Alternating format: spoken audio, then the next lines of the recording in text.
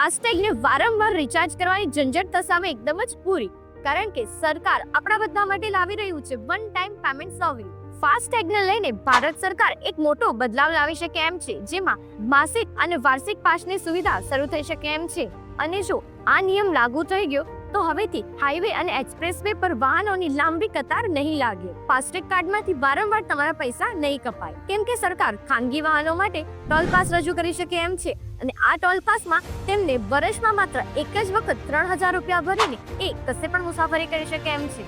આ સિવાય સરકાર આજીવન પાસની પણ સુવિધા કરવાનું વિચારી રહ્યા છે, જેમાં 30,000 રૂપિયાના વન ટાઈમ પેમેન્ટથી 15 વર્ષનો પાસ બનશે. અને જો આ નિયમ લાગુ થઈ ગયો તો હવેથી ટોલ બૂથ પર ઘણા બધા વાહનોની લાંબી લાઈન તમને નહીં જોવા મળશે. અને સાથે જ ફાસ્ટેગ અકાઉન્ટ હોલ્ડરને માસિક અને વાર્ષિક અનલિમિટેડ એક્સેસ મળી શકે એમ છે, જેનાથી તમે કોઈ પણ રાષ્ટ્રીય ધોરીમાર્ગ અને એક્સપ્રેસવે પર આરામથી વાહન ચલાવી શકો છો, એ પણ વગર રોકટોક.